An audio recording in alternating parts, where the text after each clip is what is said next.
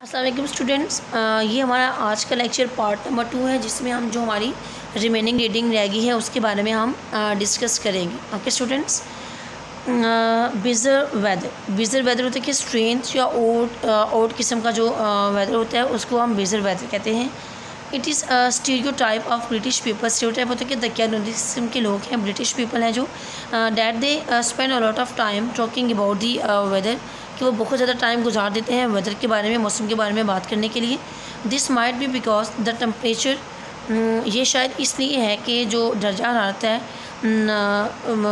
Rain and wind can change day by day and और by और इन the United kingdom. वो कहते हैं कि ये शायद इस वजह से है लोग माहौल के बारे, मौसम के बारे में बात करते हैं, क्योंकि उनका जो टेम्परेचर है, बारिश, उनकी जो हवाओं की चलने की मतलब कि उनका जो वहाँ के जो टेम्परेचर्स हैं वो डे बाय डे चेंज होते हैं। इवन और बाय और यूनाइटेड किंगडम में या यूके में उनकी जो मौसम है वो चेंज होते रहते हैं। आदर टेम्परेचर और नॉट एक्सट्रीम, कहते हैं कि जबकि मौसम है जो बहुत ज़्यादा शदीद भी नहीं होता। And the four season are easily identified, और वहाँ पे 4 मौसम है जो आसानी से आइडेंटिफाइड किए जा सकते हैं। The weather in the UK is unpredictable. वो कहते हैं कि उसके बावजूद जो उनका वेदर है, उनकी जो मौसमी कंडीशन है वो अनप्रिडिक्टेबल होते हैं। It is likely to rain on 9 to 14 days in each month. वो कहते हैं कि आप ये देखेंगे कि वहाँ पे हर मंथ में 9 से 14 दिन तक ज़रूर बारिशें होती हैं। It is perfectly possible to have a cold day in the middle of summer. वो कहते हैं कि ये भी मुमकिन है कि हम समर के मिड में एक परफेक्ट कोल्ड डे को पा सकें, ठंडे डे को पा सकें। And warm sunshine on a winters day, और सर्दियों के दिनों में हमारे पास एक गर्म तरीन दिन मौजूद हो। It is completely normal to have a range of weather in a one day. ये भी मुमकिन है, ये भी पाया जाता है। यहाँ हम ये भी कह सकते हैं कि एक दिन में हम कई किस्म के मौसम्स को देख सकें। It's no wonder that the weather has had an impact on English language. वो कहते हैं कि ये भी हैरानगी की बात नहीं कि जो इंग्लिश लैंग्वेज है उसका मौसम का इंग्लिश लैंग्वेज पे बहुत ज़्यादा असर भी है।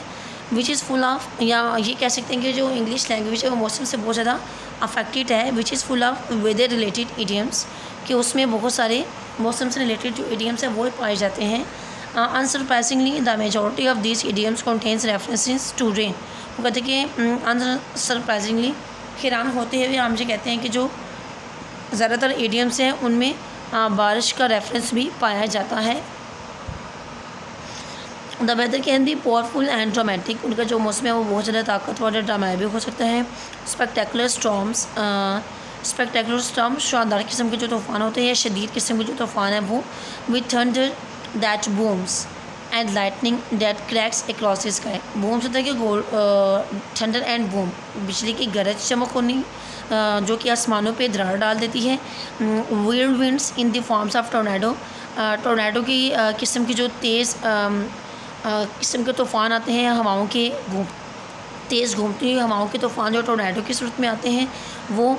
Water sprouts and land sprouts. Water spout होता है कि पानियों का तेज़ बहाव, एंड लैंड स्पाउट्स होता है कि हवाओं का तेज़ बहाव। ब्लिज़र्ड्स एंड हीट वेव्स। ब्लिज़र्ड्स होता है कि जो ठंडर किस्म के तूफ़ान आते हैं वो, एंड हीट वेव्स होता है कि गर्म हवाओं का चलना। ये तमाम मौसमी कंडीशंस हैं जो कि आप वहाँ पे प्रिडिक्ट नहीं कर सकते, बल्कि आप उनको देख सकते हैं। Sometimes there are also bizarre weather events. वो कहते हैं कि वहाँ पे कुछ और किस्म के मौसमी कैफियत भी होती हैं। In the United Kingdom you might hear the following exchange. आप इस किस्म की बातें सुन सकते हैं। Don't forget, I need some milk, I am going to walk to the shop. मुझे कुछ मिल्क चाहिए तो मैं शॉप तक जा रहा हूँ। डोंट फॉरगेट योर अम्ब्रेला, अपनी अम्ब्रेला मत बोलना। It's raining cat and dogs, ये बहुत ज़्यादा तेज़ बारिश का इम्कान है। It's raining cat and dogs is a common idiom for heavy rain. ये एक बहुत ही मशहूर इडियम है तेज़ बारिश के लिए। There is no evidence that it has ever actually rain cats and dogs. वो कहते हैं यहाँ पे कोई भी एविडेंस नहीं है, कोई भी सबूत नहीं है कि जिससे हम ये बता सकें कि एक्चुअली कुत्तों या बिल्लियों की बारिश हुई है। But there are accounts of other animals falling from the sky. लेकिन आसमान से दूसरे कुछ जानवर गिरने का इम्कान ज़रूर पाया गया है, या उससे रिलेटेड कुछ बातें न्यूज़ में ज़रूर मौजूद हैं।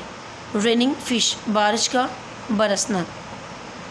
दे have been reported of fish falling from the sky from various places around the world. वो कहते हैं कि दुनिया के बहुत सारी प्लेसेस में, बहुत सारी जगहों में ये क्लेम किया गया या ये रिपोर्ट्स सामने आई कि वहाँ पे बारिशों की वहाँ पे मछलियों की बारिश हुई है।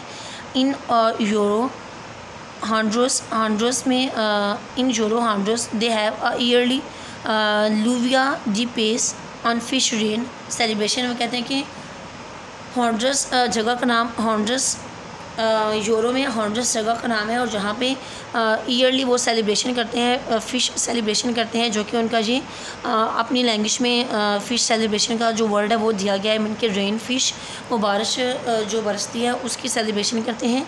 In Singapore on February 22 in 1861 fish appeared in poodles.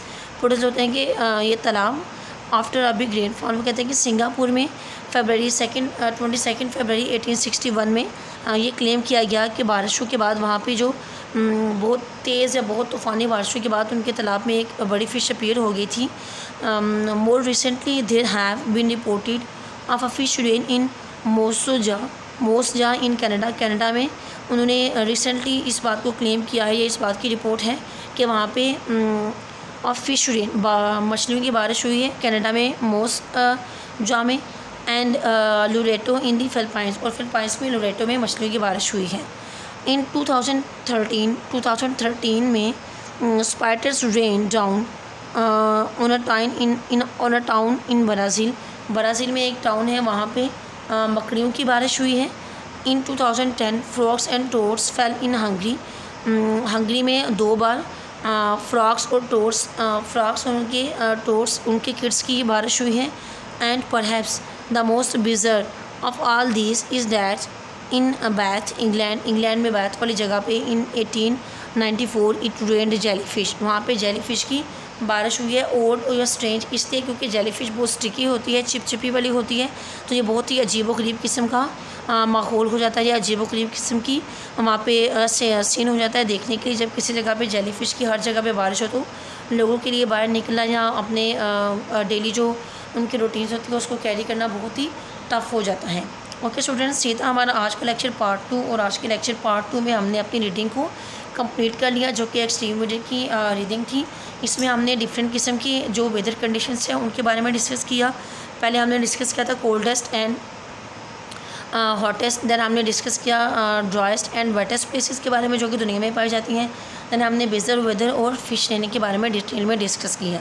Okay students, यहाँ तक हमारी रीडिंग फिनिश हो गई है। आप इस तमाम रीडिंग को 2 और 3 टाइम रीड आउट करेंगे अगेन, देन आप इसको बेटर वे में अंडरस्टैंड कर सकते हैं। Okay students, take care of yourself and अल्लाह हाफ़िज़।